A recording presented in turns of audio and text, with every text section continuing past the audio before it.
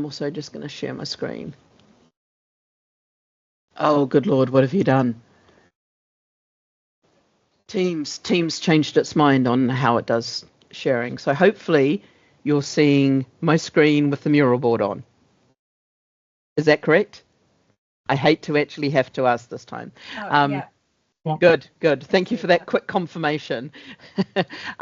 So we'll do our usual icebreaker. We're going to go through what was on the previous meetings and a few things, the housekeeping.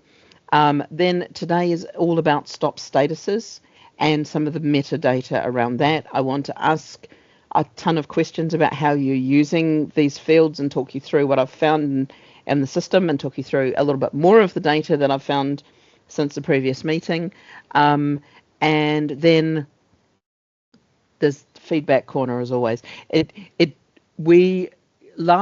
The last session of this, we ended up with about 40 minutes. So I then just opened it to anything anyone wants to talk about. So if there's things burning in the back of your mind, we'll catch them up. So what we'll do is I'll just bring up the list of people.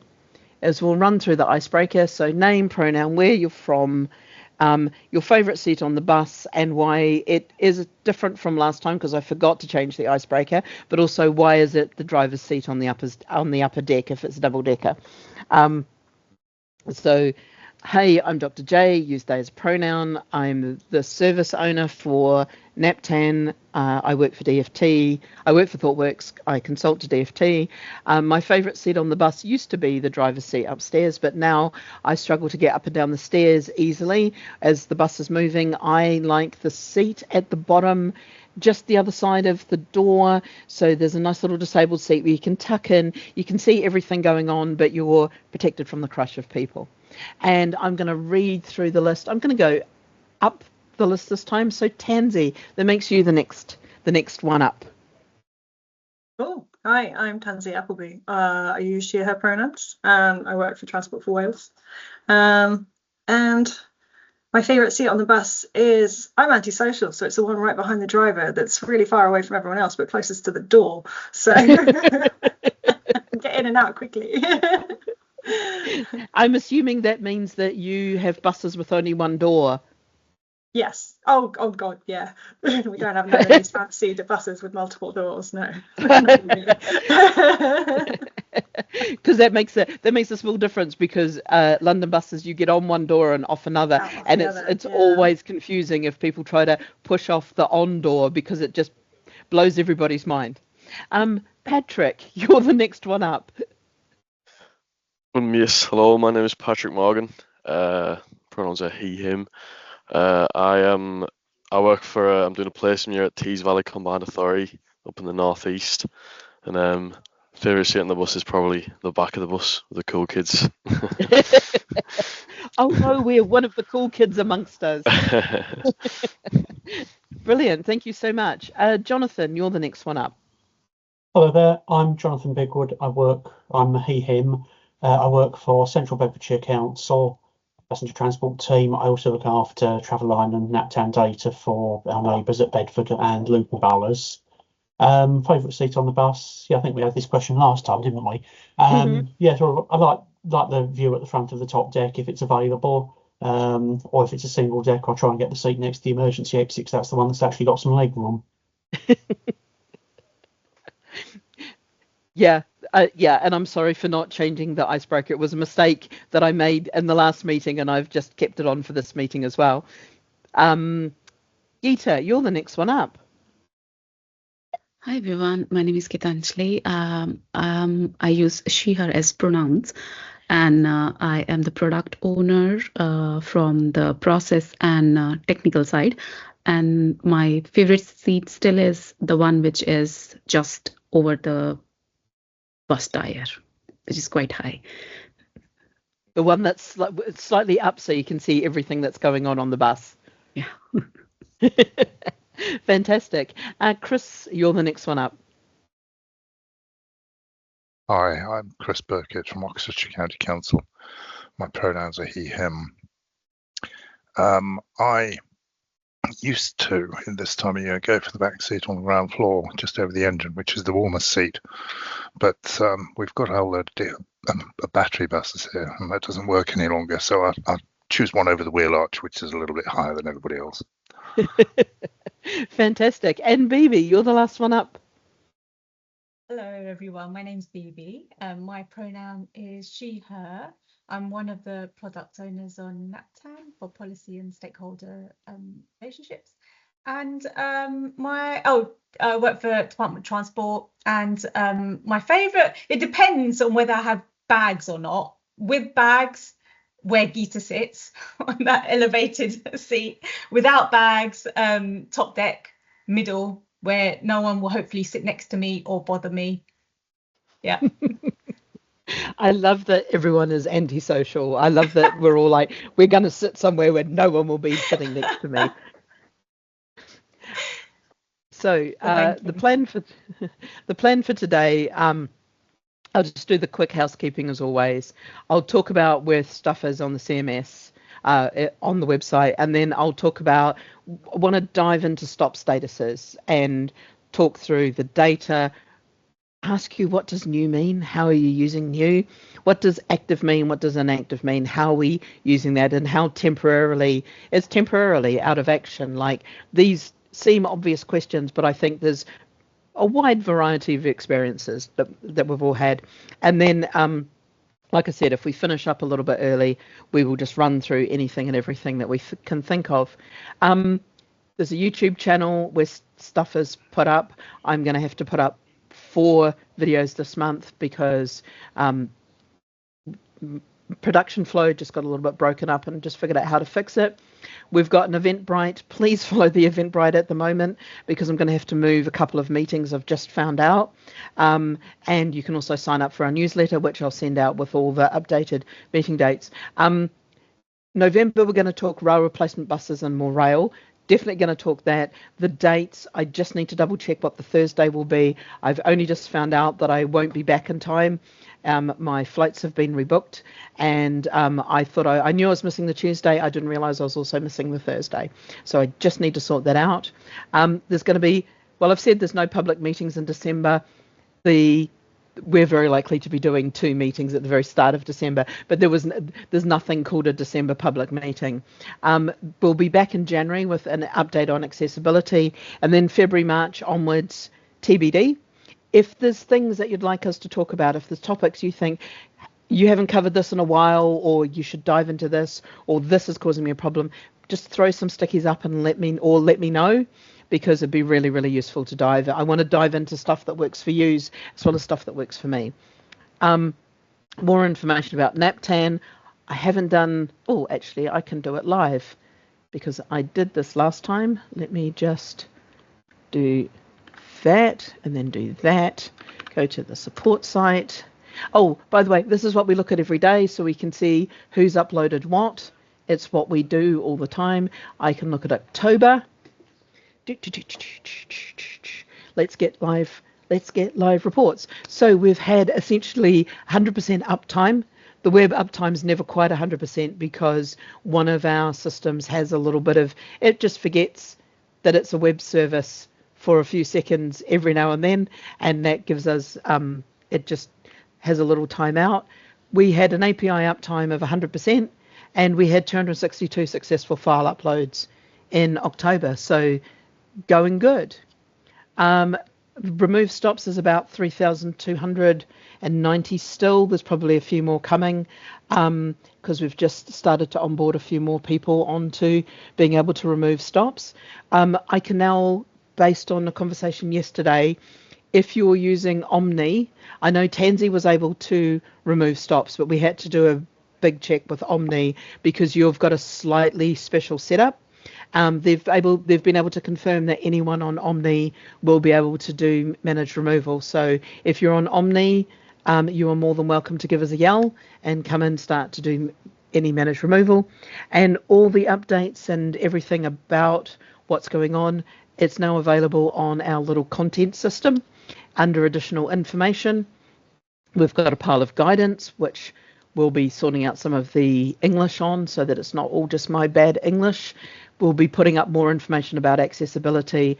We'll have the public meetings, and we're hoping to get a little widget in to give you the statistics as to how the site is doing as well. So you don't need to wait once a month to find out how stable we've been. We'll be able to tell you how stable we've been. So that's all just on the website. So diving into today's topic of the stop statuses. I started off by doing a data investigation. So there's currently 434,902 stops in the NAPTAN dataset.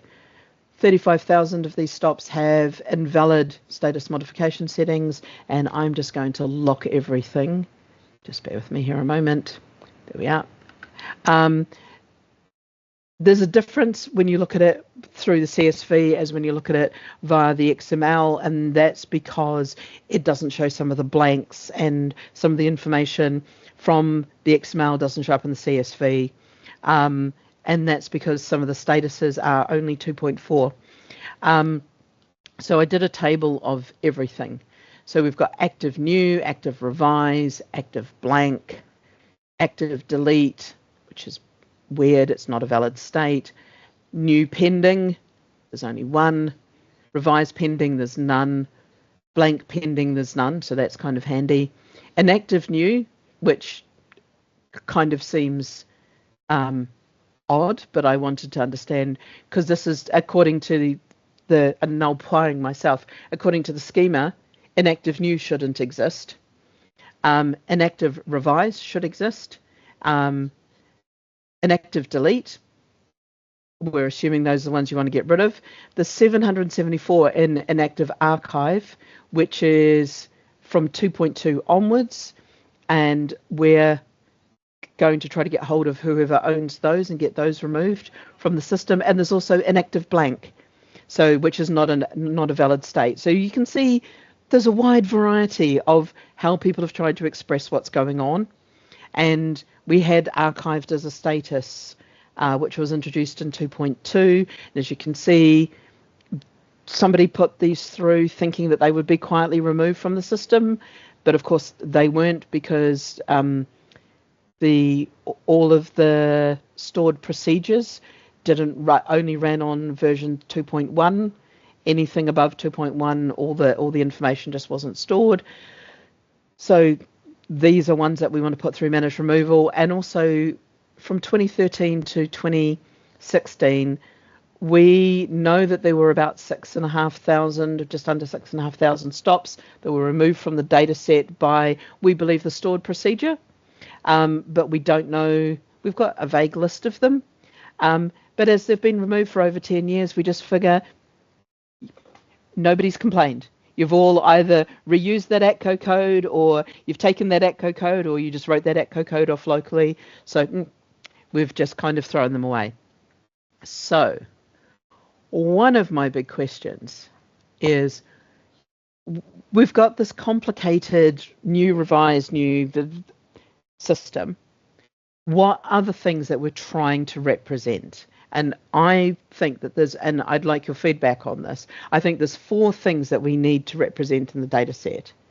So there's awaiting planning approval.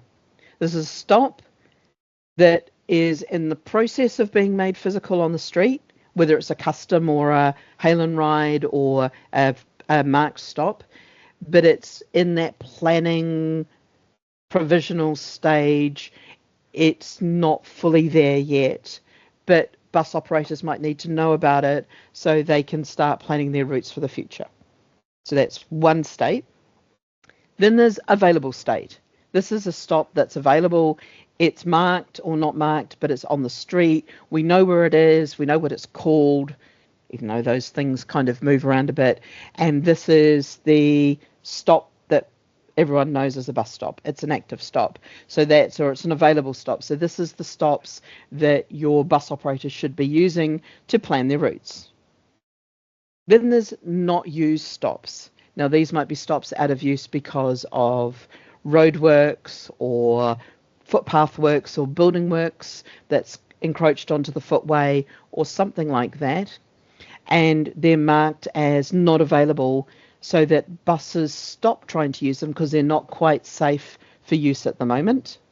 Now, these could be stops that need to be taken out of service for a long time or for a short time, but there's street furniture or there's a pole and a flag and things like that, but they're not currently being used by buses for insert reasons. And then finally, there's those remove stops.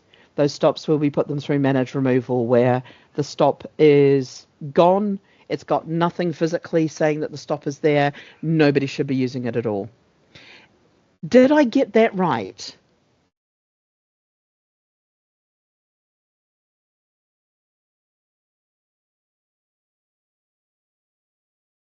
Jonathan?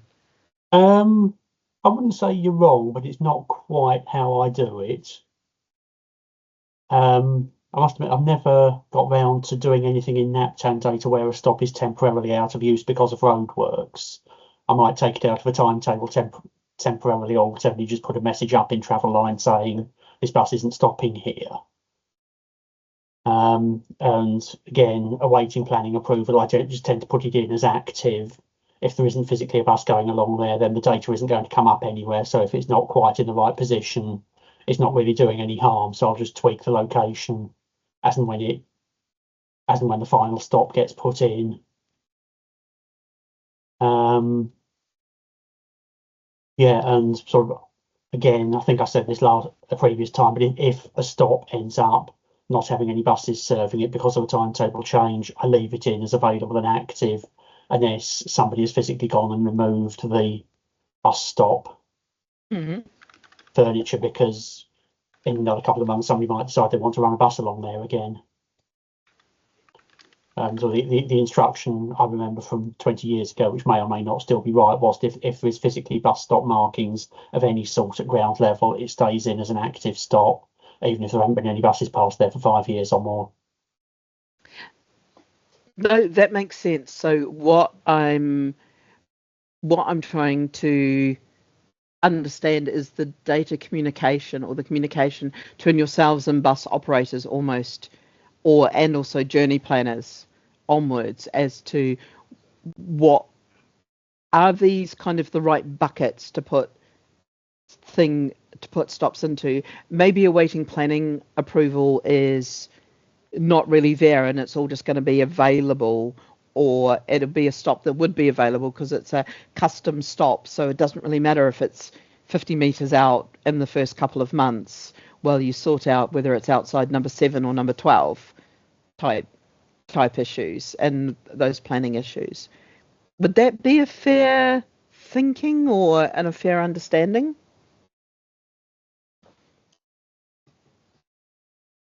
That would be how I would do it. I obviously can't speak for everyone else. I've never felt the urge to use the pending feature. There is only one stop. There is one person who's used pending for one stop once, and it's still pending in the system. So yeah, nobody's using the pending feature. So this is also part of me just trying to dive into this and understand. And part of asking it in this way with slightly different wording is just trying to make sure that I'd thought of what the stop could physically be on the street. So you're saying that there's not used. So for example, if there's a bus stop in London that I used to use up by Somerset House, which, because of building works that have covered the street, it's not safe to have a queue for a bus there. It's not safe for a bus to stop because there's nowhere for people to hop on or off. So that stop is obviously going to be out of service for quite some time. How do you indicate to your bus operators that you need to jump the stop? So that the journey planners also know that they need to skip the stop. Yeah, it would be nice if that worked in practice. Within Travelline Southwest, I've got a stop blocking facility, so I can sort of fairly easily just sort of make that stop disappear from any timetable. Mm-hmm. That does not, of course, feed through to third-party systems or to any systems that use data from BODs, unless the operator goes and changes their BODs data, which shall we say, experience of getting operators to change BODS data in respect of any bus stop changes is something of a variable exercise, and how up to date operators' NAPTAN data is variable. Because I've had one operator this last week wants to reinstate two-way running on a particular road that's been a one-way route for as long as anybody can remember. Their data in Optibus has still got some NAPTAN numbers that are no longer even shown as deleted in my data, so they must have been archived a very long time ago. Yeah, we have a similar problem with some operators with that, yeah. And some of them are reluctant to update NAPTAN for probably operational reasons. I'm sure there's a reason, but yeah, we get the same suspended stops coming back again and again. Those bus operators that are reluctant to update, would you feel comfortable just sending me an email with their details? I want to go and start a conversation with them because we're starting to work with a lot more bus operators. They were the group that we had to leave out when we did the remigration. I want to go and start working with them and going, hey, look, NAPTAN's a lot faster, a lot more stable. You can update a lot more often. We've got APIs. Not that anyone in the not that that really helps anyone, especially when I do the little dab afterwards. But it's kind of like just trying to help bus operators kind of get that information, because what NAPTAN is a communication mechanism between what's on the street, what's in the schema, or what's on the street, what's in the data, then goes through to them so that they can build routes that work. Would be the ideal. I don't understand what the issue is. I think some operators do regard everything in terms of data as just being a burden that they have to at least show that they have tried to comply with, rather than something they actually want to use and see a benefit to. The one that's got some very old stops in is one of the big groups. So whether it's that their system doesn't update automatically or what, I couldn't say. That was at least the case that we have in Wales. I think it was one of the big group operators, and they gave me a long explanation as to why, and basically it came down to money, and I went, okay, fair enough, you know.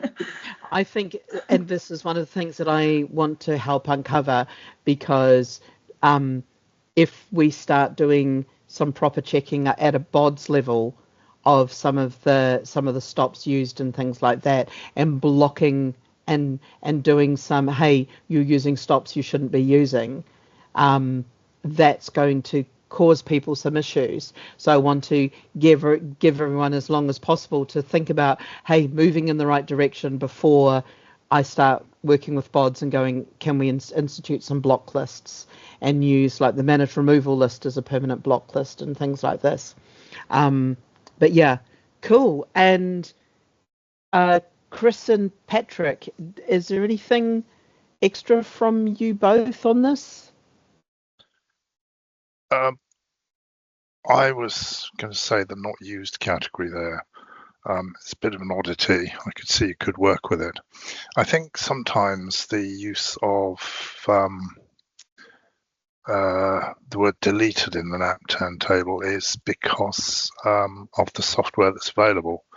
We get a very short drop-down list, and it goes in, you know, if it's not available, then it's either deleted or archived. And I don't archive, I don't think. So it just goes on deleted. And then sometimes if you download from NAPTAN, I think that comes out as inactive. So I think it's the way that the software that we're all using can be configured, or differently configured. Certainly up until about 5 years ago, we were using a different software system. I'm pretty sure that some of the fields came out rather differently. So I don't know, it might be worthwhile just check and see who's putting what into the system. Yeah. Been doing that. Also, up until we replatformed, NAPTAN had a habit of rewriting the data that you gave us, and some of it was stop statuses and modifications. So there was some overwriting going on in the data set, which is one of the things that we changed when we replatformed. And we did a lot of data checking on that. So yeah, I can totally understand that 5 years ago it was slightly different. It should be coming out the same way, but one of the things that I do know is that it does very wildly, and I'll get to that in a little bit, between different local authorities as to what modifications you use. And that's part of just trying to understand what you're trying to say, because I feel like I have 148 different dialects using the same 2 fields and 5 options to express slightly different things, and that's part of what I'm trying to dig out with this today and last time. I think I'm with Jonathan in saying that we don't automatically delete or inactivate a stop just because the bus isn't using it. We leave everything in place until we get such confirmation that somebody's dug it up, or there were no lines on the road and or facilities at the stop.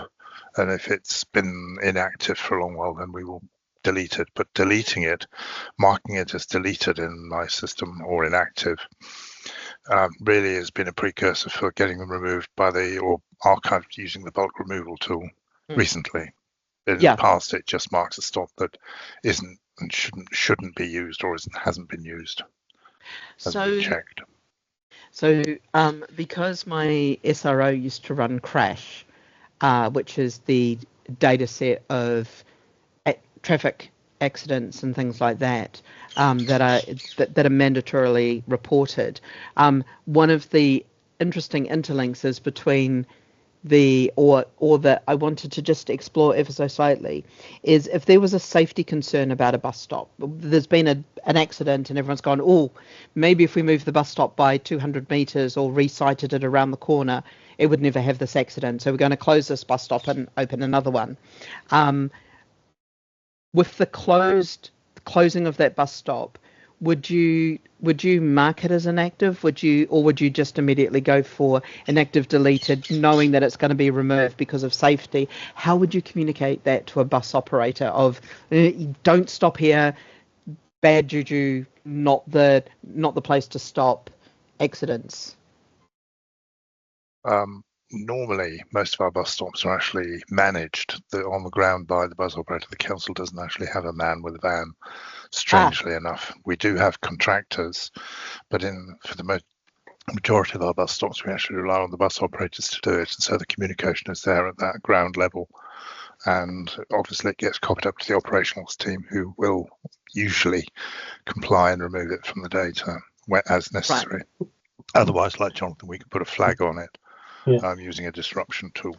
Yeah, having said that, I have got one stop that did get removed on road safety grounds, as you describe, and I think it took about 4 or 5 consecutive service changes over a couple of years for me to persuade the schedules team at this particular bus operator that bus stop is no longer there, and please stop putting it in their trans-exchange data.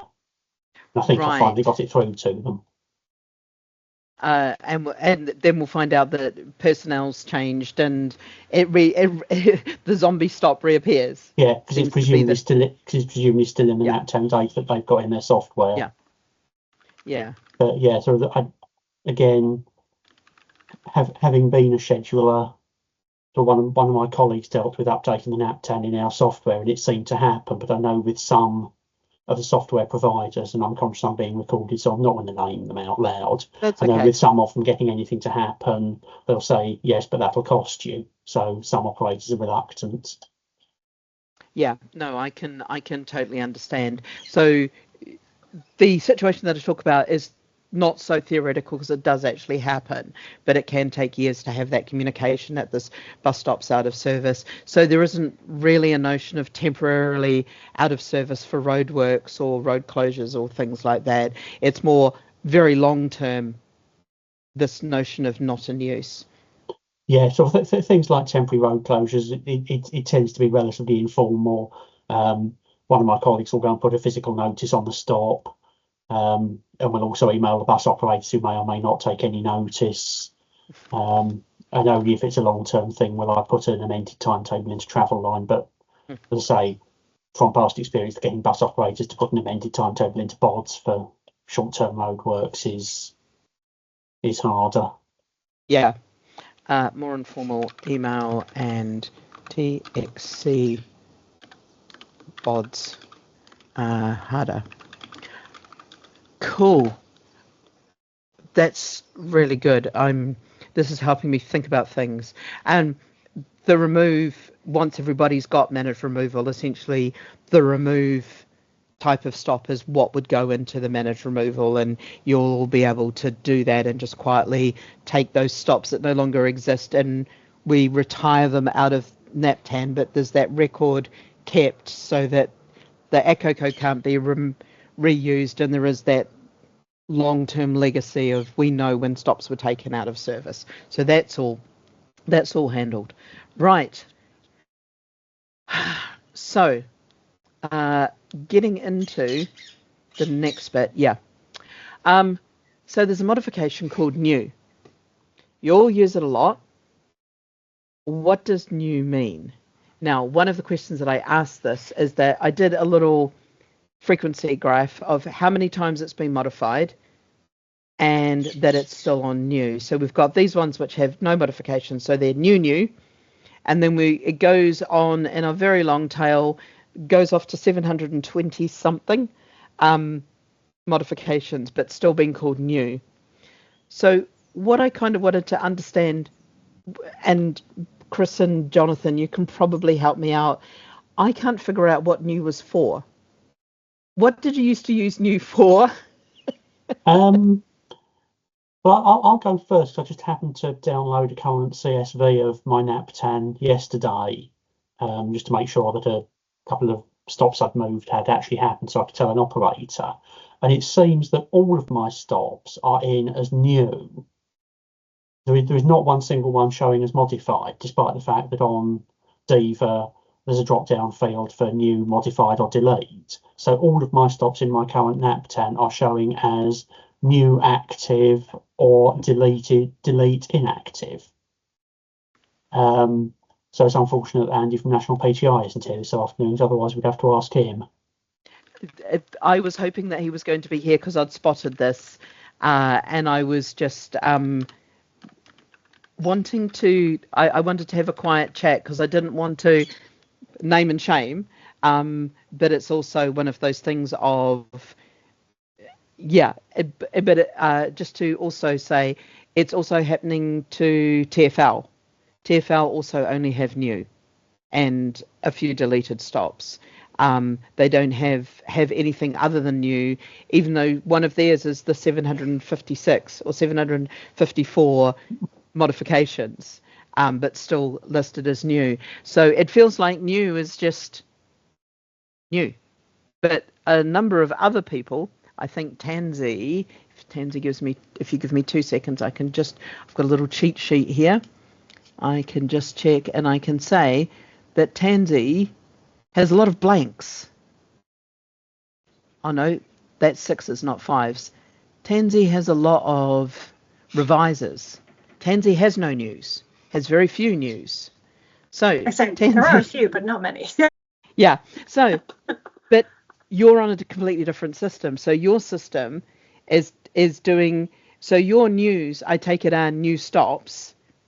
Yeah, because most of them then they go to revision revise. 0. Yeah. Yeah. So I'm guessing it is marking them as new when they're new, and then as soon as we revise it, it's modified or revised. Yeah.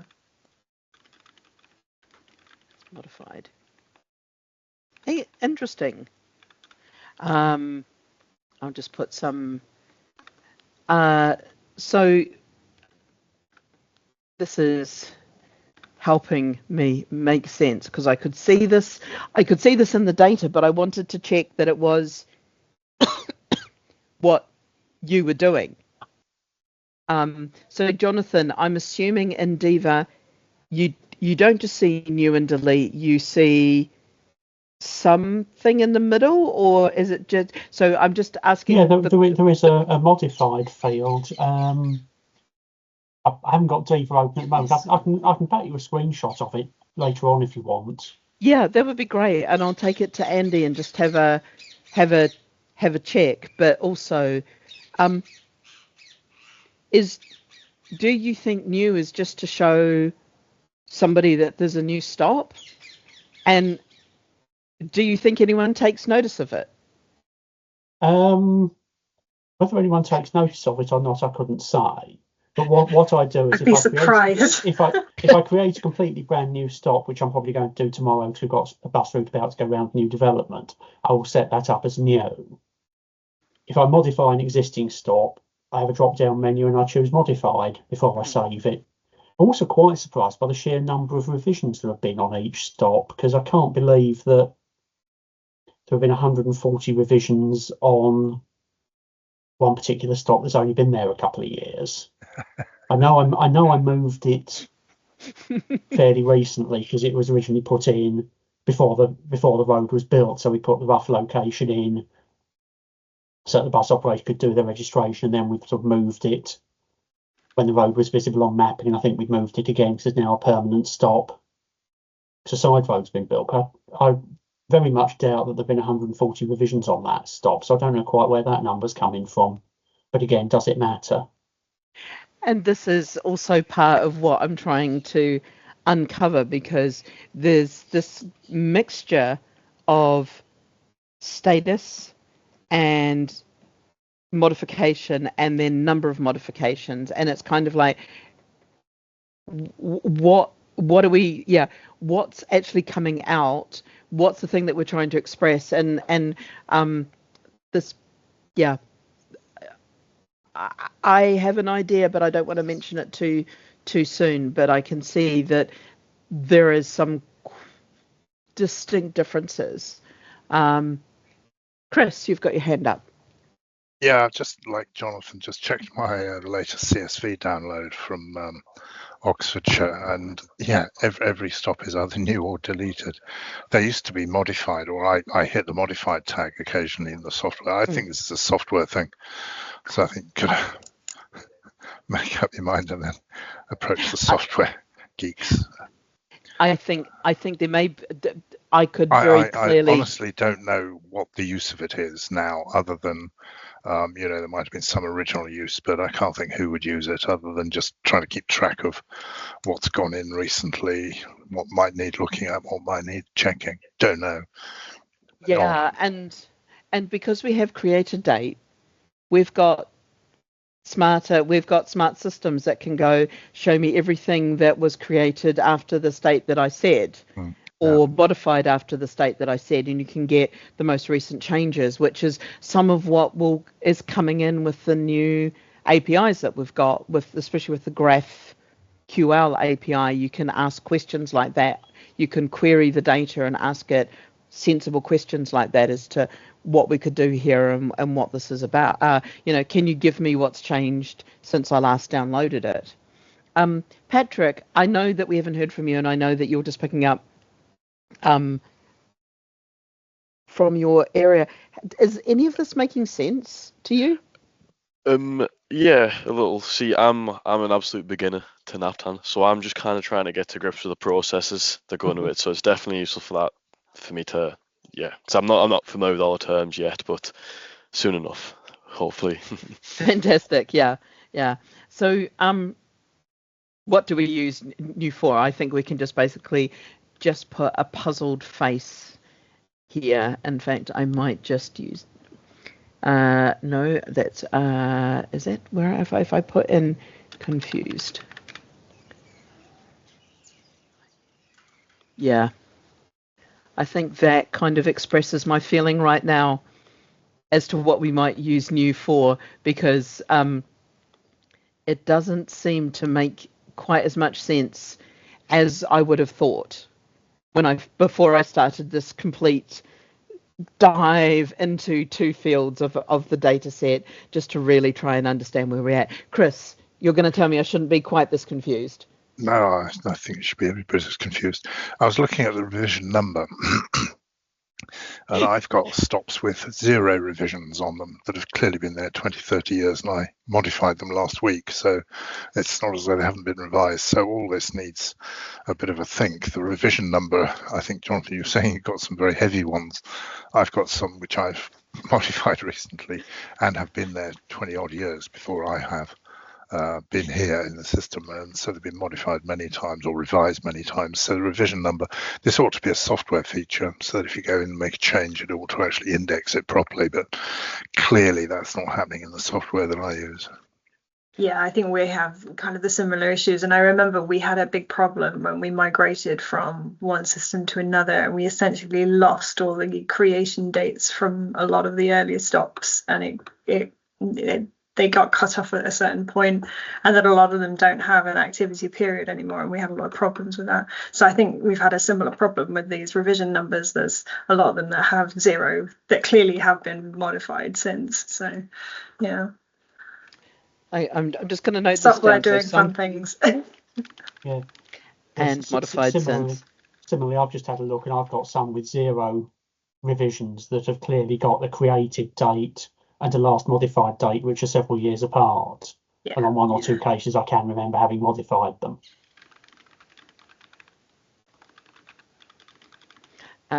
Some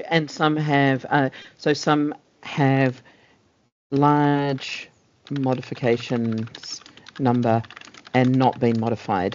This is really helping me formulate what I'm thinking of doing, which I'll mention in a moment once we get through. Right. Deep breath. What does active mean? When you've got that field, you've got active and inactive. What does active mean?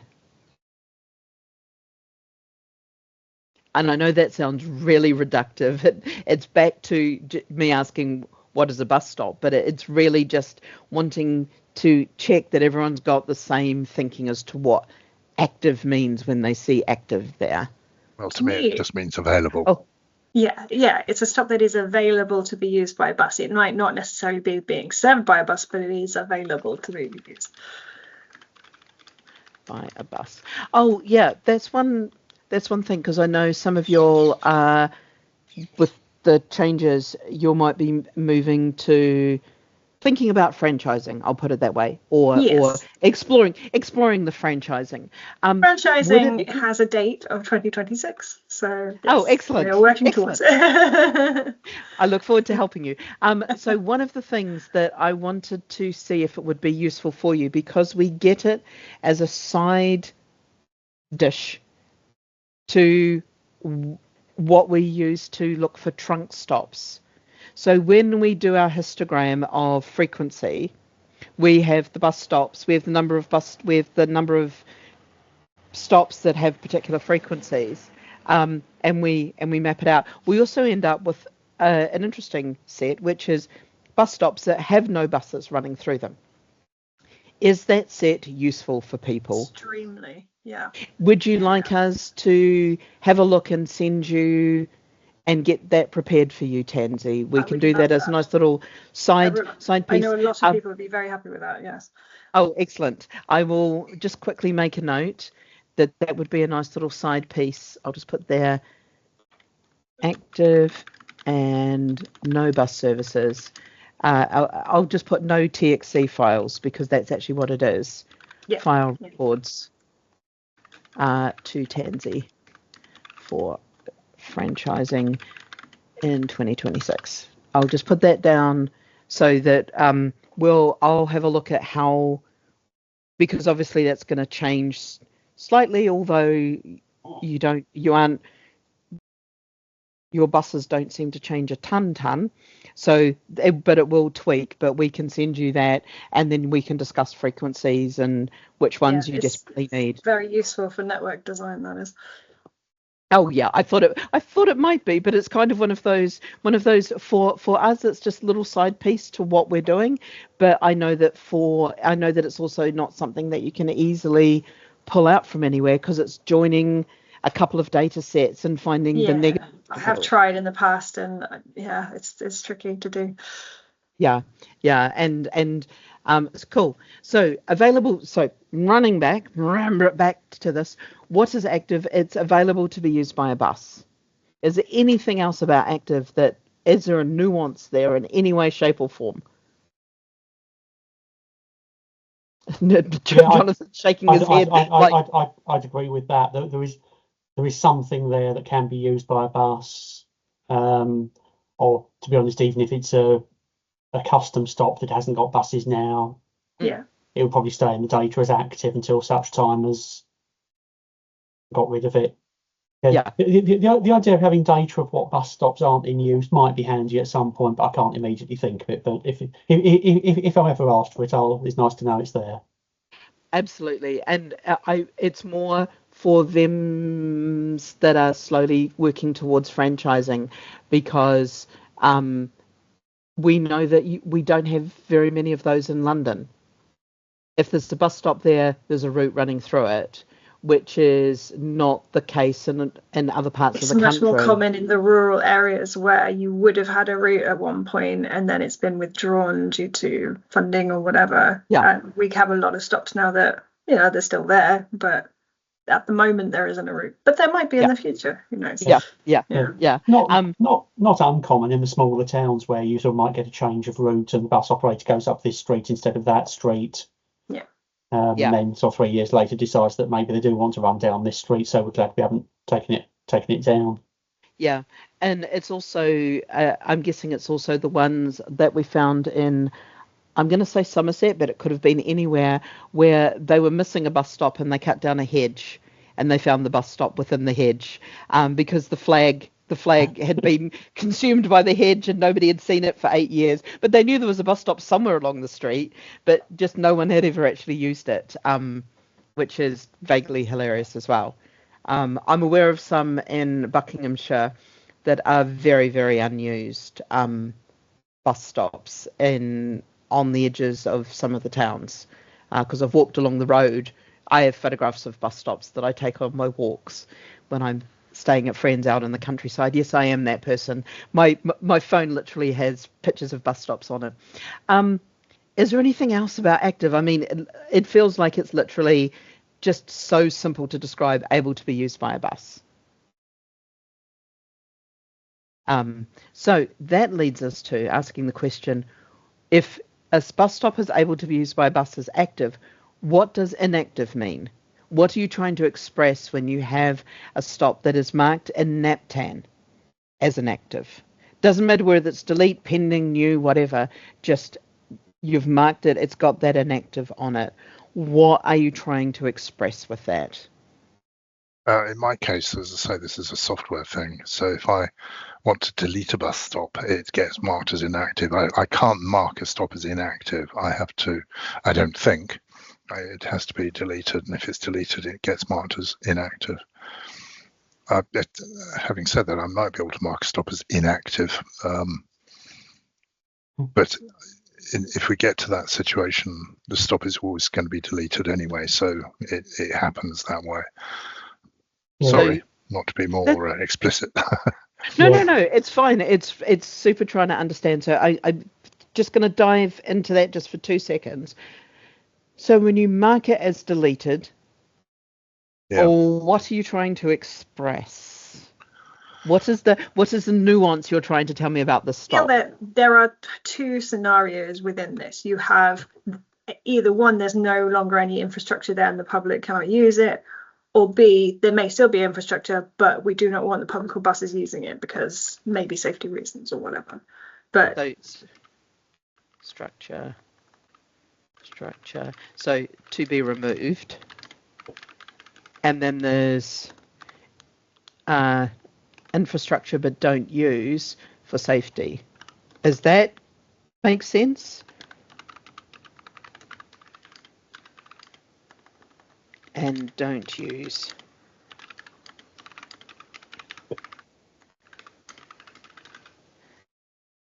Is that everyone's understanding? That sums it up, I think. So there's almost, I've written them around the wrong way. So if we have infrastructure and don't use for safety, and then eventually it would move to having no infrastructure. Then I suppose you have the third option, which is the stops that never had any infrastructure but were being used but are no longer. Oh, yes. Because not all, custom bus stops. Custom bus stops, which we have a lot of. In Wales, yes. So custom stops that are not to be used. Because you can't even go out and put a flag on it to say don't use this, because there's now nowhere to put a flag because it's a patch of ground. Yeah. Still blows my mind that you can stand on a particular spot on a road and wave your arm and the bus stops. Yep. I think it catches the drivers out sometimes too. I'm sure. But knowing the we speed. also have some drivers that will just stop wherever they like to, so but that's a different problem.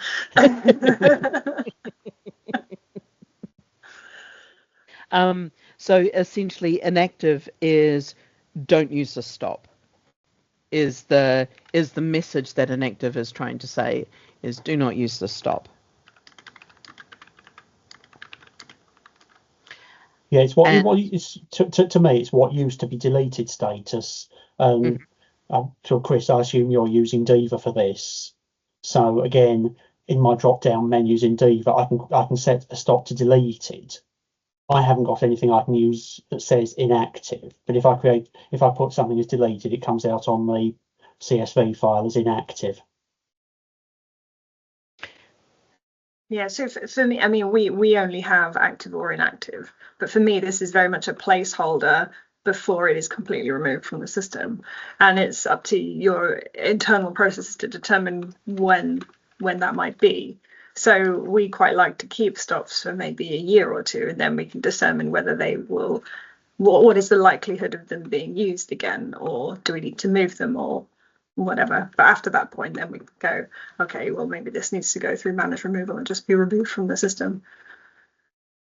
Because you were one of the first people on manage removal, so you've been on it for the longest. As was Oxfordshire. You were number 1 and number 2 on my hit list of people. So you've both had the ability to remove stops the longest. So you can now go to like a pending. This inactive is almost like a little holding state before it goes into managed removal, just to make sure you do want to get rid of it. Yeah, whereas before that, everything just had to be inactive because there was no other option. But now I see it very much as like a pending deletion upon review kind of thing. You know. Is that how you're seeing it now as well, Chris? I'm not sure I am actually. No, I've just double checked again, Jonathan. There is no setting that I can see that I can put it as inactive. It has to be deleted. So the 4 options I think are so that it's active well, no, I'm not going to remember. I can't have closed the window down. So I've just called it up, and the options I've got are new, modified, deleted, archive, and difference. Yes, that's I've right. never even noticed difference before, and I've how that is not the same as modified, I'm not even sure I want to get into. I think it's translated from the German. It's German software, but I don't know what the answer is. And then the statuses are active, deleted, archived, and planned. Yeah. Oh, so, I've start that one again. Just give me a second. So the statuses. So there were options, and then the statuses. Statuses are what you and run me through them again because it was a bit fast. Right. The statuses are active, deleted, archived, and planned.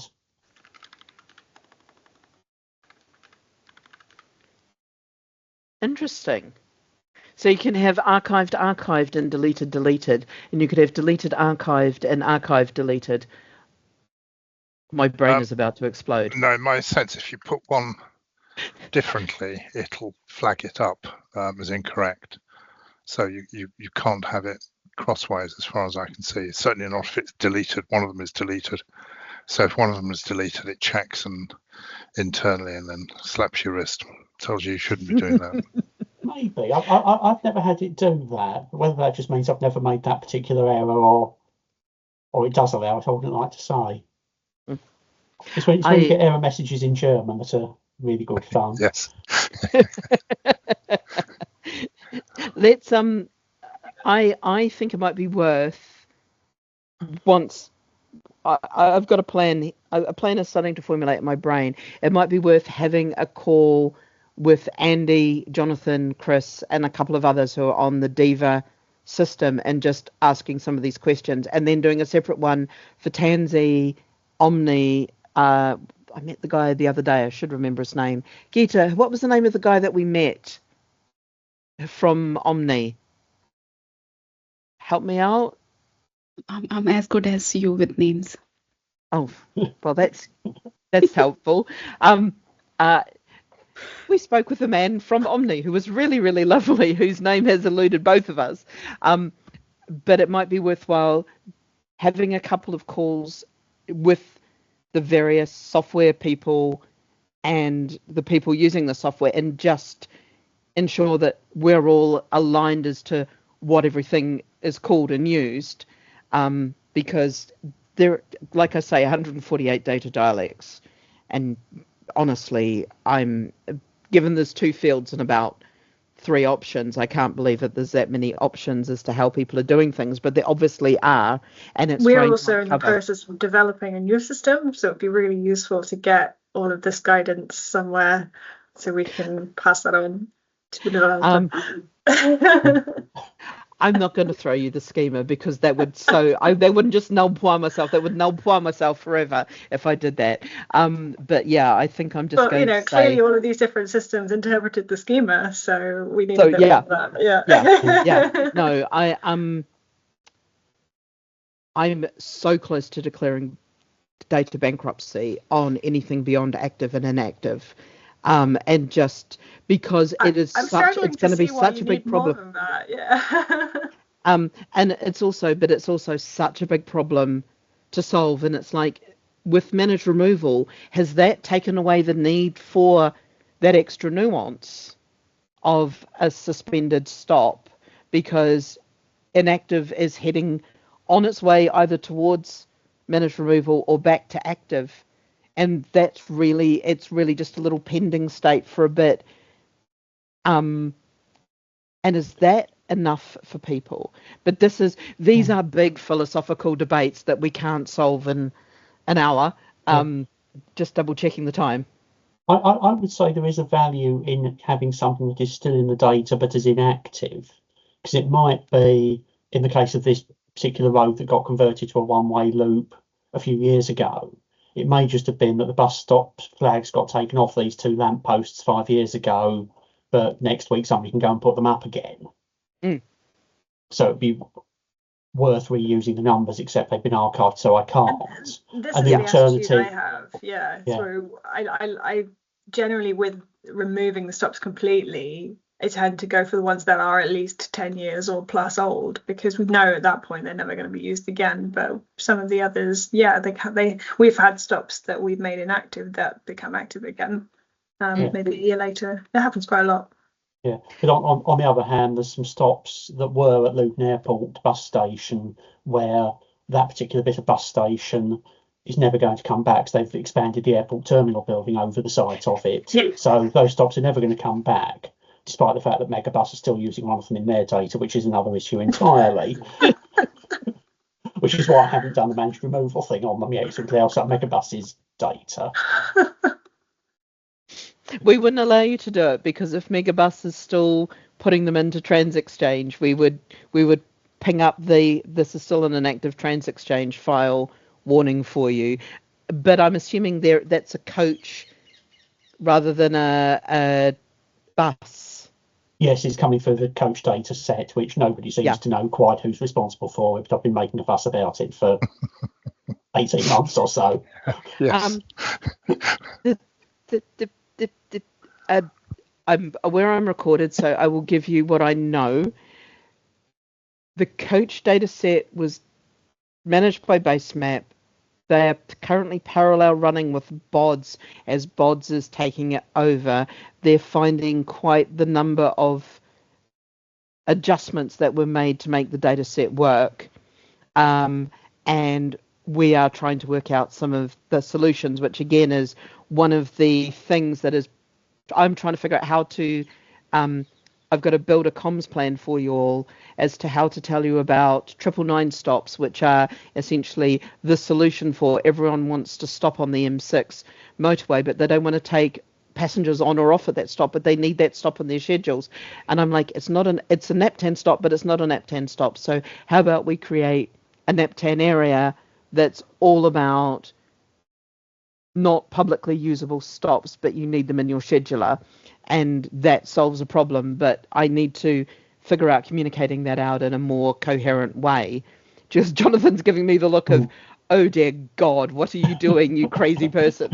No, it makes sense. I had a non-public stop on the bus company I used to work for had a couple of National Express contracts, and I know we had a non-public stop or two at things like a motorway service station because we did a driver change over there.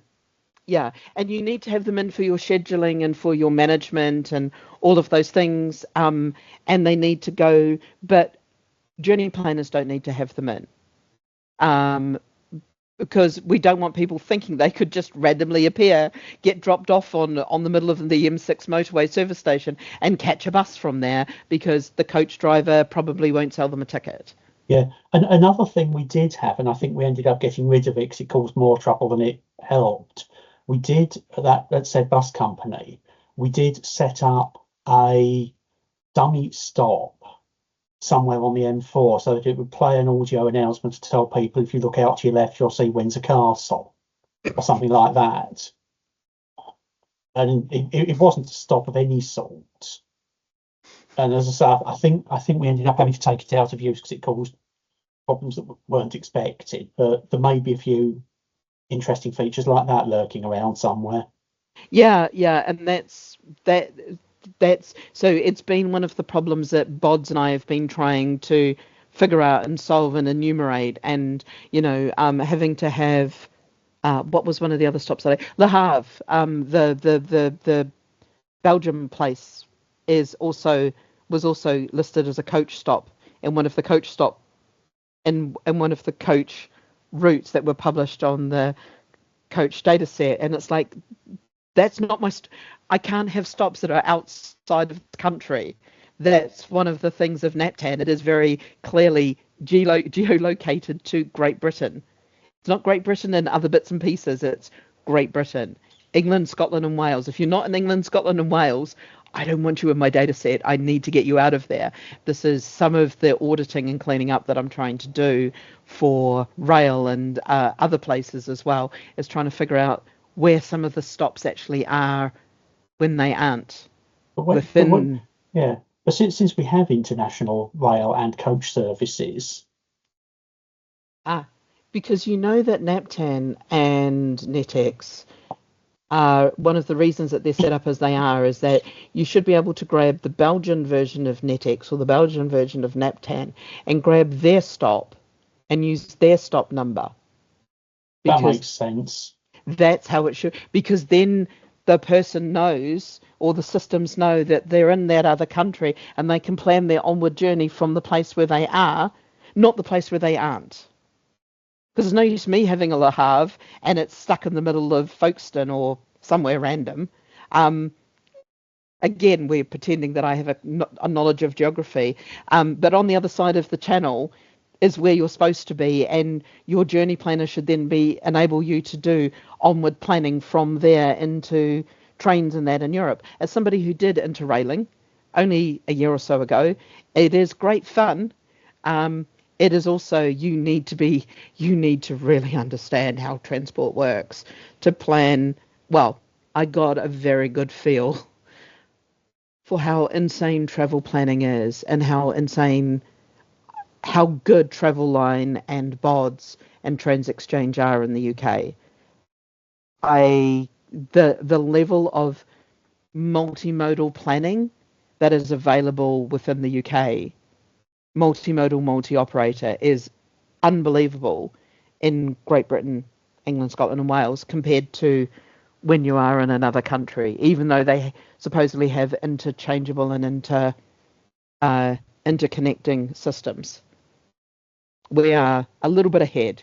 I know it may not feel like it, but we are somewhat ahead.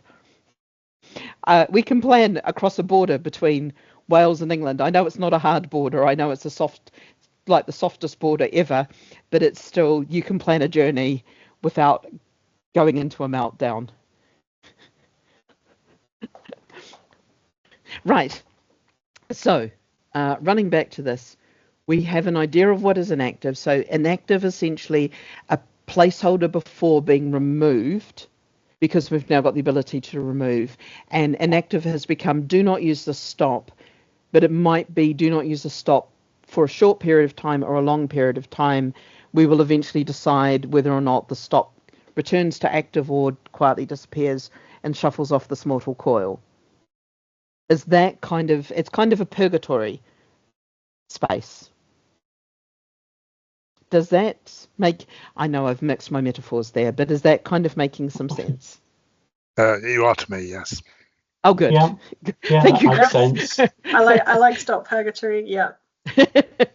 I will just put that in there because I think that is stop purgatory. Although you don't really go up or down. Never mind. Let's not be pedantic about that. Temporarily out of action. Do we want to be able to depict? I know that you all block them in your travel planners. If in an idealized world where you were able to communicate to a bus operator who would hear your communication and go, oh, this bus stop is temporarily out of use. I should take it out of the schedule or not put it in my TransExchange file for the next couple of months. And then, oh, this bus stop is back in use. I can put it back in my schedule and my TransExchange files. Would that nirvana ever happen, or are we thinking too far into the future?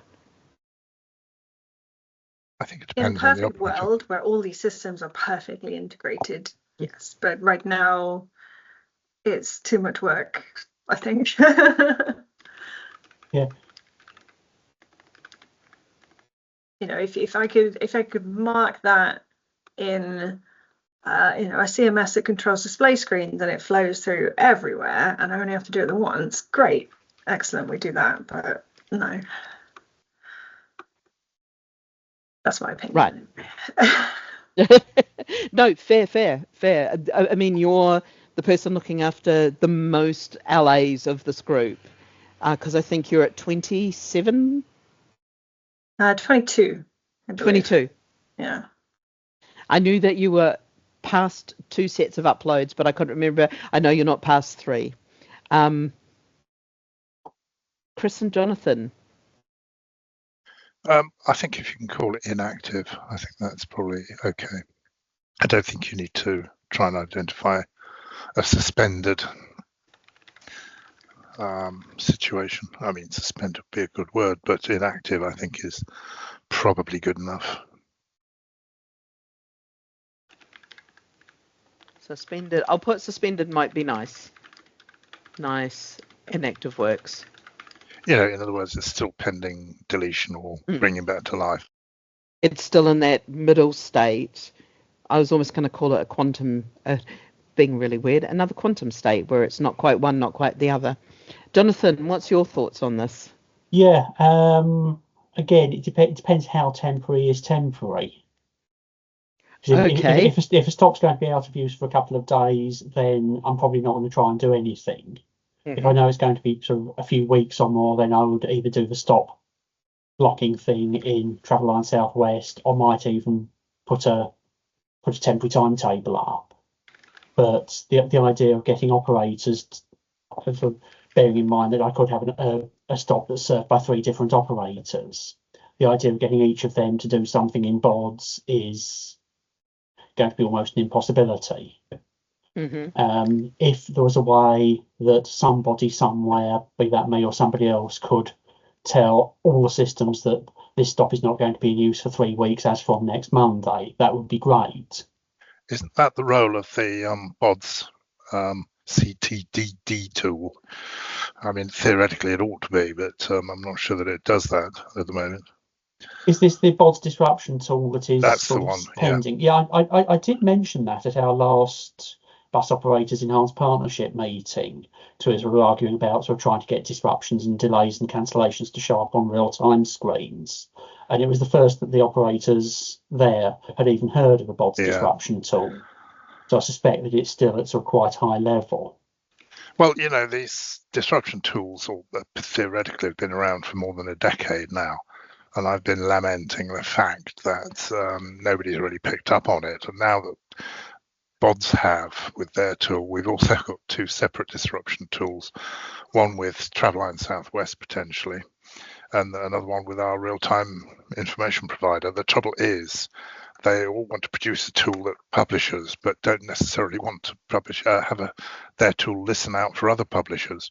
Now, theoretically, they ought to both publish and listen to, and I'm not sure we're going in the right direction. Certainly not at the moment. But it's the sort of role that disruption tool ought to be doing. To be perfectly honest. Yeah, there ought to be a one-stop shop, and from an operator's point of view, they have multiple systems to log disruptions in, and with the best will in the world, if you're in the control room as a bus operator, if things start to go wrong, start to go wrong, then multiple things will go wrong, and you've got the choice as a controller: do you deal with the first problem and then put that information out through all screens while the phone is ringing with problems numbers 2, 3, and 4, or do you deal with problem 1 as quick as you can and then move on to dealing with problem number 2, and then find you have to go out driving and leave the control room unstaffed? No, it's an unenviable position, but it's a shame that these things aren't built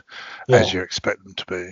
Yeah, and I say the other difficulty is even if I do put a stop, I'm always a bit hesitant about stop blocking, because if I just do stop blocking, then Travelline Southwest makes that stop disappear from timetables. And Joe Public won't know why. And are they going to think, well, I thought my nearest bus stop is the one on the street corner, but it's not showing that. It must be a data error. I'll go to my normal bus stop. Yeah. So I tend to use stop information, so it brings up a warning message saying this stop is going to be out of use on these days. But I'm fully conscious that both of those don't feed through to things like Google Maps or other third-party things, because they're getting their data from BODS. This is where the CTDD tool, the BODS disruption tool, I believe is designed to actually work and cut through all this. So it's be able to put stuff into the Travelline Southwest system and also potentially into bus operator systems as well. But no one's proven. I'm using it in the background, but I'm not actively. It isn't activated because I don't know where it's going at the moment. The information is going. I've not gone anywhere near it yet. I mean, it's very straightforward. The other difficulty is, even with pre-planned roadworks, the number of times they never happen on the day that they tell us it's going to. It either doesn't start on the day it's going to, or they finish. There's one I know of in South London that was the road closure was booked for several months, and they finished the work in a few weeks. But a lot of systems were still showing this bus route was on diversion well after a month after it all finished. And then of course you get emergency road works and road closures and incidents that happen. And yes, I think quite a few of us at local authorities will occasionally try and do things out of hours if we find out about them, but we haven't got 24/7 staffing. We're not on sort of a call out rota. So if something happens at 10 o'clock on Friday evening, the chances are I won't know about it until Monday morning. Bus operator, some of the bus operators involved might have a 24/7 control room that can put stuff out on some systems. But some of the bus operators might only have sort of an on-call supervisor on duty at weekends, and they might not. Yeah, I think something. This is stuff that goes over the top. I don't think these changes ought to be made in NAPTAN as such. I think NAPTAN is for the long-term changes. I'd agree entirely. Yeah. It is something that passengers, bus users have strong views about. It's something that keeps coming up at our bus user forum, that the people there sort of say, well, real time doesn't show if the bus isn't going to turn up. We can be standing out in the countryside waiting for this bus and it just never turns up, or it counts down on the real time and then doesn't get here. But again, even getting information into real-time systems isn't easy, because I know in some areas local authorities don't like bus operators being able to put messages up in real time. Mm. That was something we occasionally had rows about at my former bus operator employer, in that this bus operator did have a 24/7 control room, but if anything happened that wanted putting up on real time, that had to go through the local authority who owned the kit at the roadside, and they only did office hours. Yeah. And bus operator at that time was fairly good at putting things through Twitter, but fewer and fewer people now use Twitter, and if you haven't got a Twitter account, you can't just look at it without logging into Twitter. Yeah, it's going in the wrong direction in some cases. Does that help or confuse things, Dr. J? No, I think it's been a fascinating. It's helped a lot. It's helped a lot in trying to understand. So one of the things that and this is when I came to see the people at Stockton-on-Tees, and I met with a couple of bus operators, and I made the suggestion that from your ticketer or from your ticket machine, not to use a brand name, from your ticketing machine, you could indicate this bus is out of service, like when your bus breaks down. And I'm using bus breakdown as an idea because I know that it triggers stuff within a control room. If you've got to organise a recovery bus, you've got to ensure that there's some way of getting the passengers to their onward journey. You've got to ensure that your driver gets back to somewhere inside of their driving and their working hours, depending on how you're doing the driving and working hours. And everyone was like, no, we don't want the bus drivers to have it. But one of the interesting things would be for a bus operator to have almost like a one on the system, to have a one press button to say this bus has gone out of service. So while they're sorting everything, the disruption notice thing becomes a very, very quick and easy thing to do, because all of the information that you should be able to pick up of which bus it is, which service, which time, etc., should be easily pick upable and pass onable. Now, this isn't an idealized world. I've never worked in a bus operations system. I get to occasionally go along and do my best to look like I know what I'm talking about and wear a brightly coloured vest and stand around and talk with bus drivers and look at buses. I went to New Ventures and got to see their very interesting buses and that.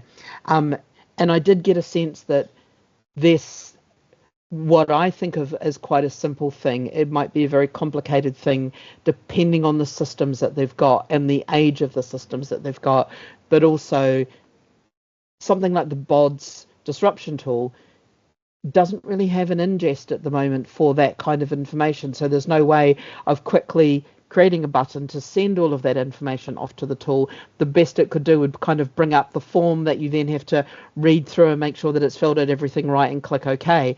Whereas this to me feels like one of those perfectly automatable bits. But this is just me because I'm working on NAPTAN and I can see some of these pieces and some of the things that we could start to improve on, but I know that it's a long, slow haul. And it's not a long, slow haul because the ecosystem doesn't want to move. It's a long, slow haul because software, with the data not changing for so long, with new features not being around, like when we put in managed removal, that was the first new feature for NAPTAN since 2005. So I can quite understand why nobody's really put a lot of effort into some of this ecosystem in terms of software, because you haven't needed to.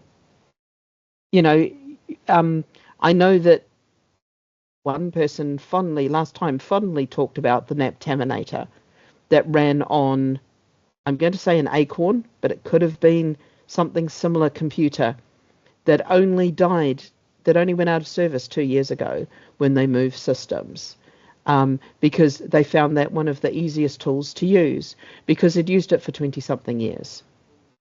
And I think this is also part of this is being cognizant and aware of the fact that you're doing stuff every day on tools that I might think, well, why on earth would you use that? It looks awful. I can't see why you would use it.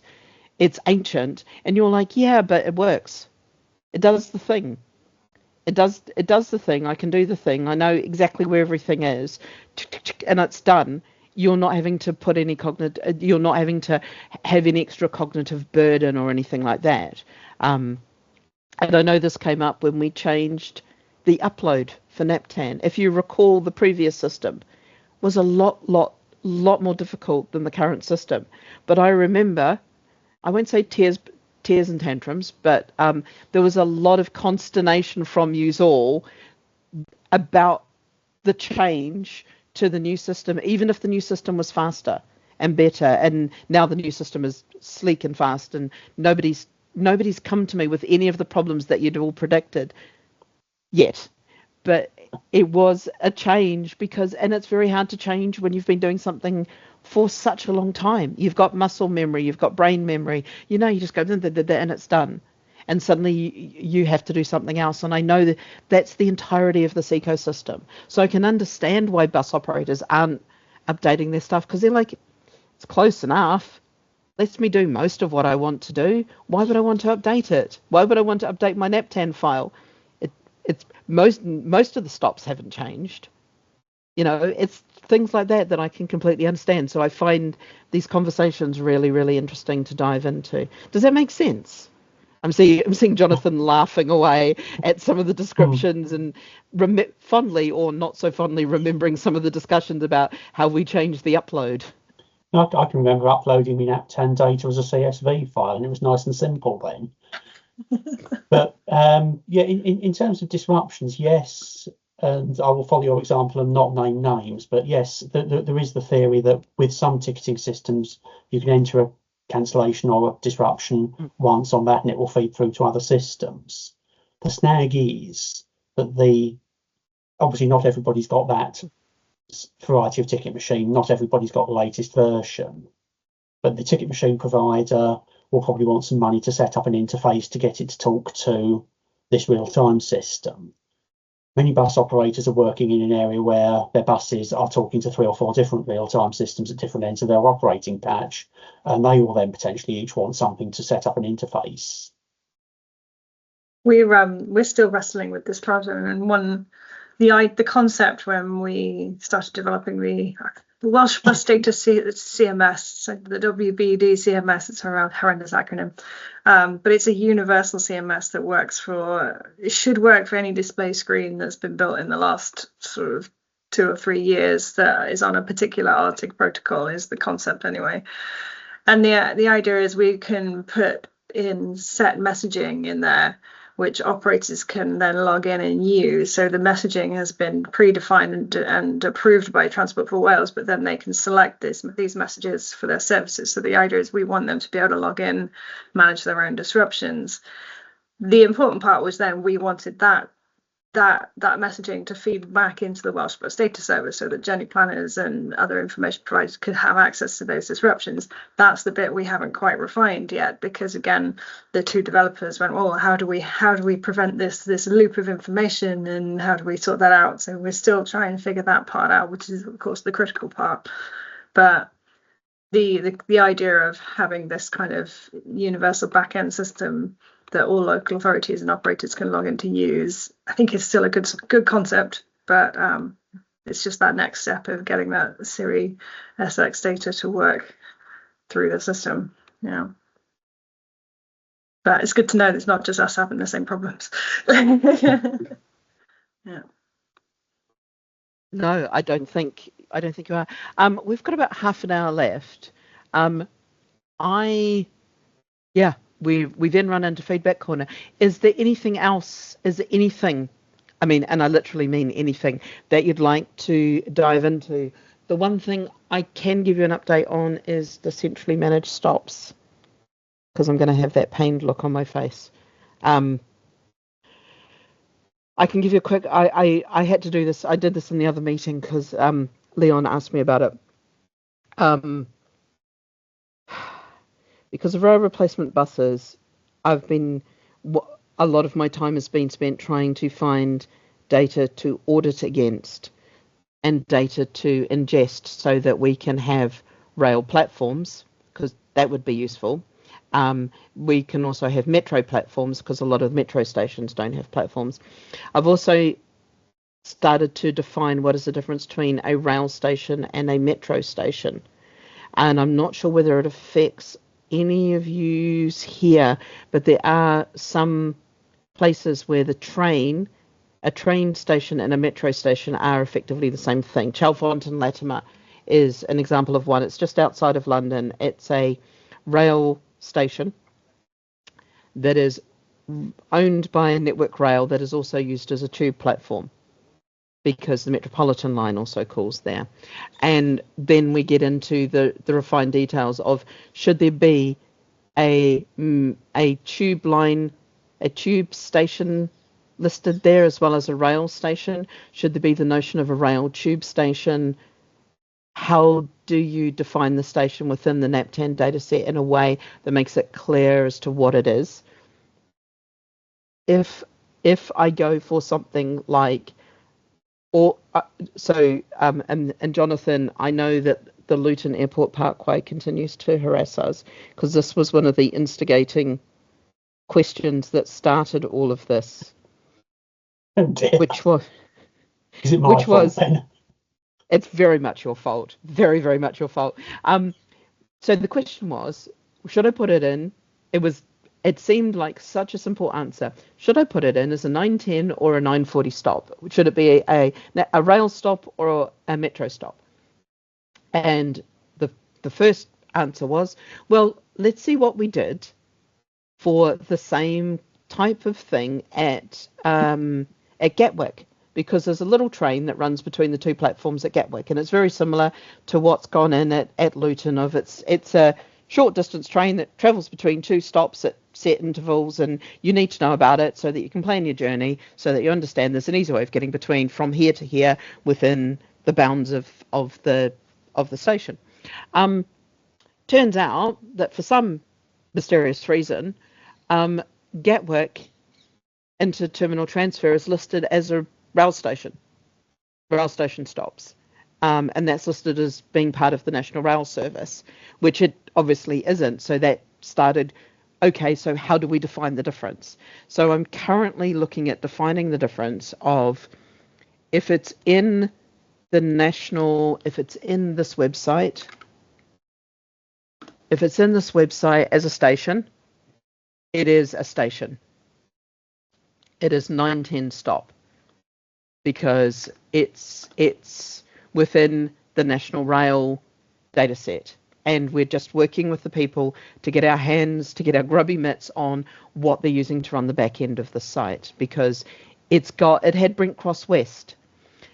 One of the reasons why Brent Cross West is important is every single audit data set that I've been given from the rail team hasn't included Brent Cross West, because they only update their audits once a year, and in fact they're now almost 18 months out on their audit of rail stations. So I am trying to get to as close to real-time information of rail stations, so that when a rail station goes live, we at least know about it at the time that it goes live, and not several months later. So that's one thing. That's an Your Luton, is it Airport Parkway? Is that the one? Airport Parkway is the railway station. Yeah. Where trains stop, and one end of this monorail or whatever the heck it is stops. Luton It's Airport, a funicular, by the way, because it runs on cables, because I watched a video on it. Right. LUA is the actual airport terminus of this funicular. Reason being, because you can either buy a ticket that is just to Luton Airport Parkway station, because you might want to use that because you parked your car there, or because you live at that end of Luton, and a ticket to Luton Airport, which it says is bus, which isn't bus anymore. Because you can buy a ticket either to Luton Airport Parkway station, or you can buy a ticket that includes your fare on the DART thing.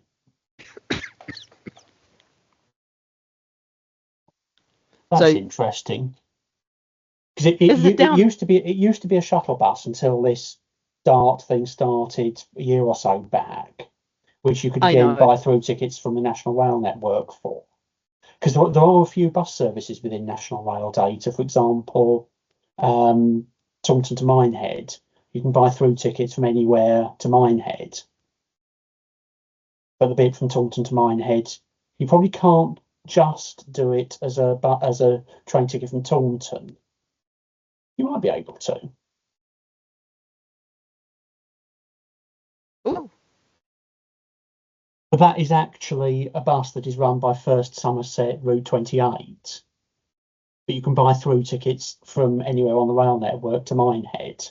And there are a few other similar things like this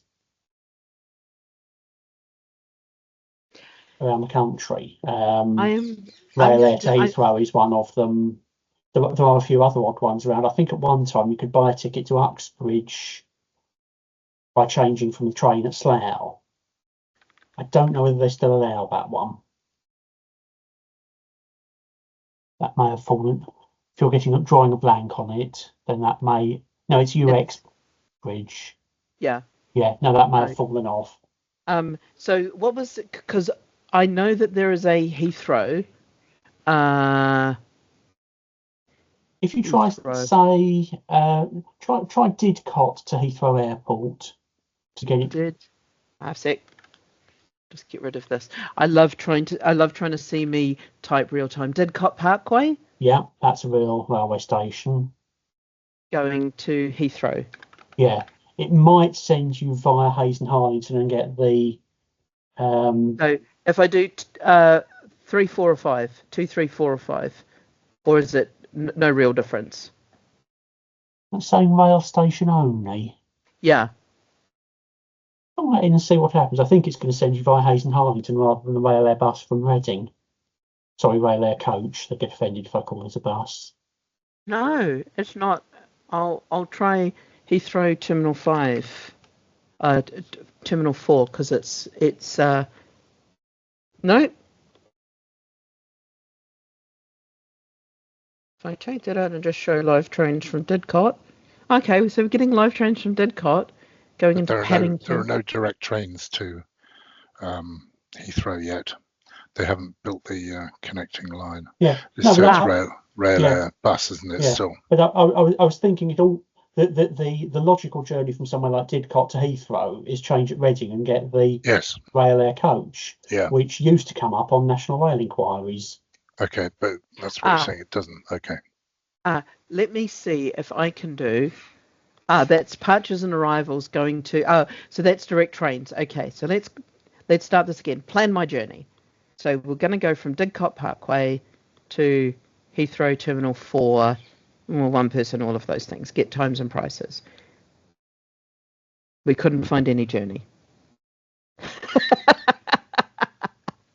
Excellent. Have a look at the so. Journey options. What are the journey options down the bottom there? Use recommended. Allow less time to transfer through London. Get times and prices. Yeah, you certainly don't want sending via Paddington and Heathrow Express. No.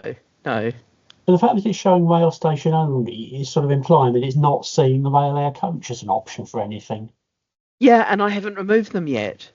Just to be clear, I know that there's some rail stations that I'm about to get rid of, but I haven't removed them, honest. Unless a version of them has been removed. Edit journey. Okay, let me just check that I can get from I'm just going to try from Didcot to Elephant and Castle because I'm trying something and I'm getting an option with Heathrow by bus or Heathrow bus. Mm-hmm. So I wonder why you're not getting that. Do you want to? Can you drop the URL you're looking at in the chat, and we'll continue to dive into this. Do you want me to share my screen for a minute? Yeah, sure. I'll stop sharing for a moment. That would be even better.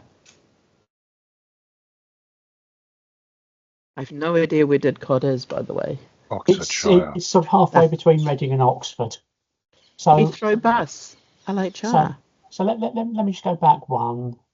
So I thought I'd start a bit further away. I'd start my journey at Bristol, and then go to Heathrow. And I got all these options, which you didn't. No.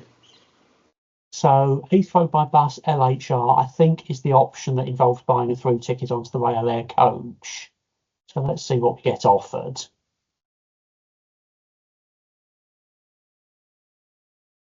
So I'm getting train from Bristol Templemeads to Reading, walk outside the door to the Rail Air bus platform, which is in the National Rail data as platform bus at Reading Station. It's literally just outside one of the doors. And then, the Rail Air coach to Heathrow. Fascinating. So, I'm definitely gonna. I will have to. I'm wondering why you didn't get that. Let me just take a second. I'll stop sharing again. Yeah. Let me just share my screen again, and we shall see why I am not getting it. Buy your tickets, Didcot Parkway. There we are. So, National Rail site. So you did it from Bristol. Yeah. So Bristol Templemeads. Yeah.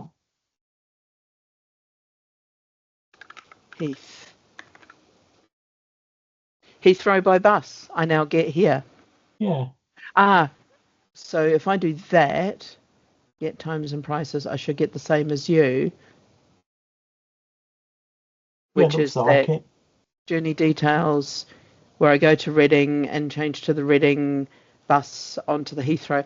I am going to have to go and have some conversations about this bus is actually in the data set not as a bus stop.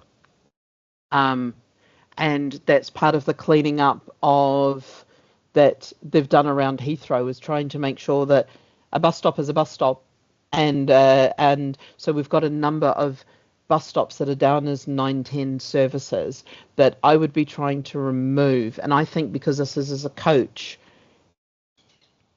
rather than a bus in some ways, right, I've got a little bit of... I know at one time, I think this was a problem that was created before I was passengers.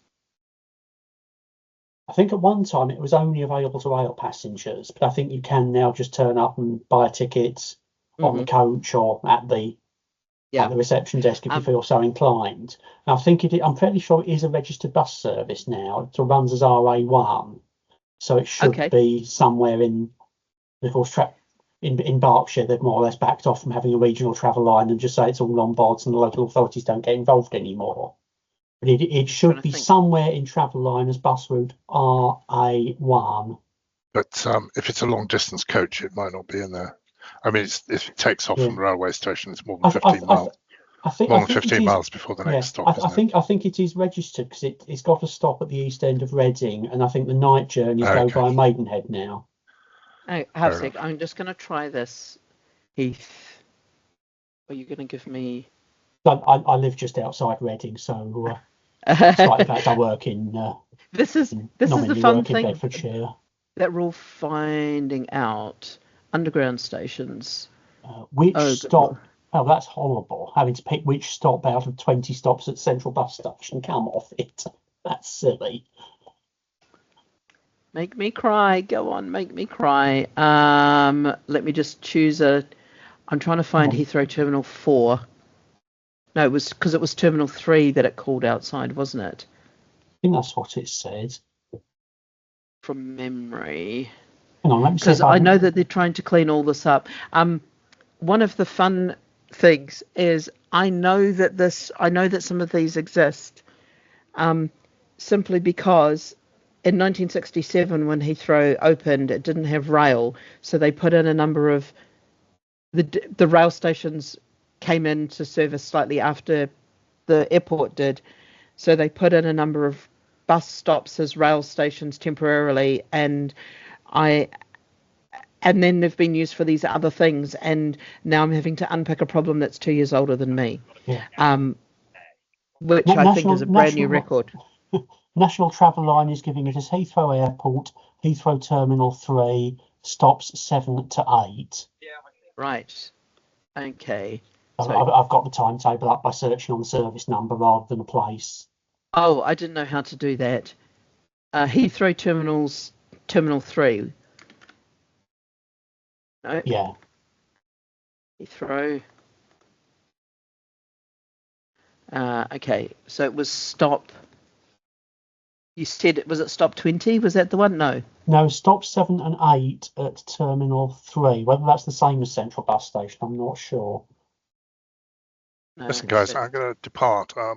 No worries. I'm not being much helpful here, and I've got other stuff I need to be doing. So thanks very much. It's been very interesting. Oh, no. I really appreciate it. And if Okay. you've got any feedback, Chris, throw it on the mural. I really appreciate your time, and thank you so much. That's okay. Take care, all of you. Cheerio. See you. Ta-ra. Do you If want I to go go on to- timetables and just search for it? Was it RA1? I'll just try that. RA1. Rail Air Reading Express, that's Heathrow. the fellow. Yeah. Yep. And I just go detailed. I should get a nice journey summary. No, I get a PDF. Okay, summary. Oh no, you're going to give me a PDF. Oh, good. What do you No, do? you're Press the giving me a summary. HTML button. Oh, that's handy. Terminal 2, Compass Centre, Heathrow Terminal 5, Reading. So it goes the parts, and it takes about an hour to get from Heathrow Terminal to Reading Town Centre. I didn't realise there are quite so many stops in now. Okay, so that makes sense. That's a detailed. Oh, so the summary hides the two Thames Valley. Yeah, they're not considered timing points inbound, I guess. Yeah. And I can't just quickly do a. No, I can't quickly do a switcheroo. Okay. Oh, that makes sense. Okay, so I can see that I'm going to have to get hold of Rail Air, and if I have to tweak them from one stop to another, if they're using those stops and that stop, I think they're using the new stops because that's the naming convention that I think they agreed on when they redid the stops. I need to go and double check, but we this is what Dave Mountain and the team at Heathrow worked on. They did an audit of all the bus stops at Heathrow because they're very, very hard to locate because they're in 3 dimensions and underground and under car parks and things like that, which doesn't GPS very well. So they went around and did a definitive location for every stop, a review of the name of every stop to make sure that the stops that were in the right places, we knew the accessibility information for them, sort of. So all of that information has been gathered, and I believe that those were the new names where they've made it very, very clear. Because we got rid of the ones from Terminal 1, because Terminal 1 no longer exists. So some of those little cleanups, and that's why it's got a bracket of stops, because they were trying to show it could be one of these 2 stops that are grouped together, because that's what they're physically labelled as. So I will go and double check those. Whether what's in Travelline is an exact match for what's in National Rail Inquiries, I couldn't say. But I know that the Luton Airport thing isn't, because on National Rail Inquiries it pretends it runs every minute. I've created a fictitious timetable based on the approximate service frequency they told me, but it doesn't run. It doesn't run to a timetable like a bus does. So what's in Travelline Southwest is something I made up. Does it run like in a just when it's full, or does it just cycle round, or just loops endlessly? I'm really not sure. I do know that it's funicular because it goes through such a steep. It goes up such a steep incline. They had to cable car it because there was no way of making the journey up that steep incline on rails alone. Yeah, I can send you a copy of what's on their website and what I've done in Travelline to make it make sense, if you would like. That would be great, and then I can sit down and try to make sense of everything. Welcome to Jay tries to make sense of centrally managed stops. The other thing is, Jonathan, I would like to give you control of this. One of my goals is the devolution of the 940 stops off to the people what look after them. So you know where it is, you know where its entrances are, you know where the platforms are, you know what it should be called. Why you know as much about it as you do all of your bus stops. Why do you have to tell me and expect me to go and do some editing? Because we all know that that's been a bit of a fail in terms of because I got deep dove. I asked a question: is it in this data set or this data set? And hence all of this. We just keep picking up more and more problems every time I ask a question on this. I would like to give it to you. So that's something that we're trying to work on, but it might not be till 2026 because we've got to get rail replacement buses sorted because they jumped the queue.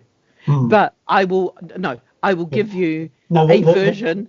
I will give you a version of Luton Parkway of your Luton stops before then. Don't worry. That noise was at the thought of trying to do anything that makes sense of rail replacement buses.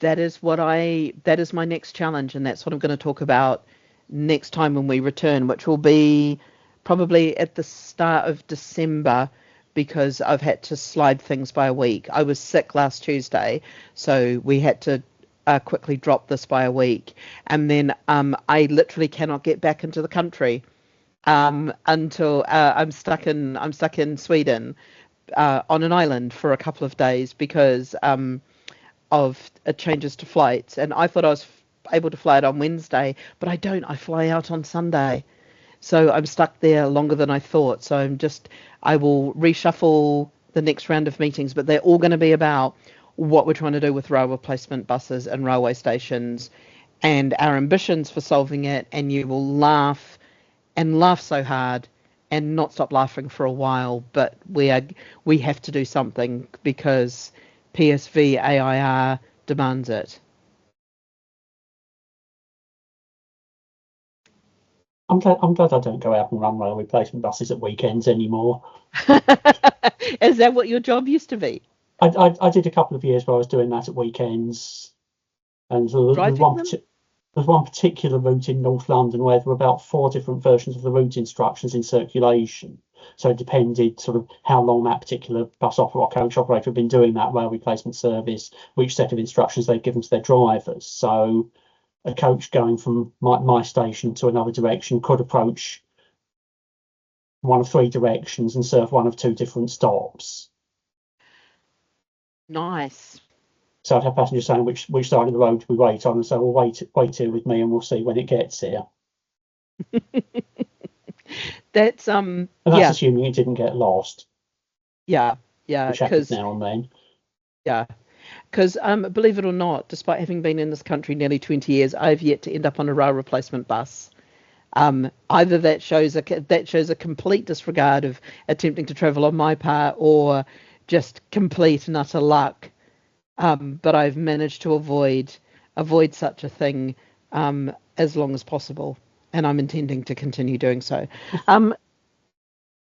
Is there anything else? Otherwise, I will just thank you all for turning up. And this has been brilliant and fascinating and a really good conversation to understand. And I'm also loving a lot of understanding the differences between it. So much of it just depends on software. Not to do a not exactly a surprise idea. I think anything other than active and inactive, I'm just going to declare data bankruptcy on, and that there is no way to make sense of this in any shape or form across the local authorities. Like even within a local authority, you might be able to do it if they've used the same software and had the same person all the time throughout NAPTAN. It might be the same way. It might be very consistent. But other than that, I think it's anything beyond active and inactive is not data one could rely upon. How's that? Jonathan's going, yeah. Yep. Well, the trouble is data is not going to be consistent because so many councils have been reorganised. So some of the data I've got was done over 20 years ago by a contractor working for the county council that doesn't exist anymore. Various bits have been done by other people for either Bedford or Luton or Central Beds over the years, and I probably do things a different way than somebody else might have done. There was a software change 5 years ago, so yes, it's and it's not across all of the data. It's just saying like these fields, they might look like they have a pattern. Don't be fooled. It's a false pattern. You'll think there's a pattern, and then you dive into it and you find out that it is a mess. But active and inactive, totally fine and totally work. Just don't rely on the other parts of this. Is kind of where I'm thinking about. And I can see, I saw your face when I suggested this, Jonathan, and it felt like, yeah, that feels like the right call to make.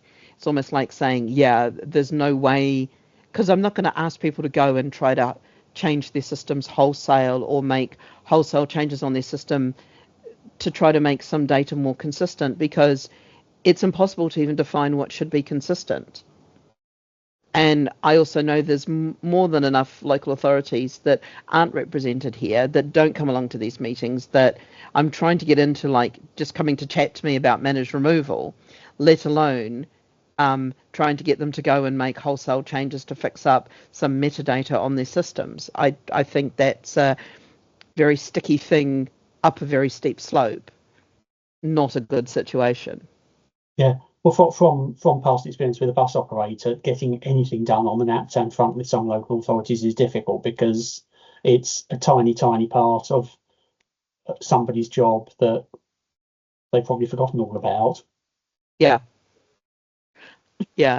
No, that makes me feel comfortable that I'm thinking in the right direction. I just need to think about how to message it out, along with how to message out the ability to have stops that ain't stops. So you could have your stop that announces, "Hi, if you happen to look across there, you'll see Windsor Castle."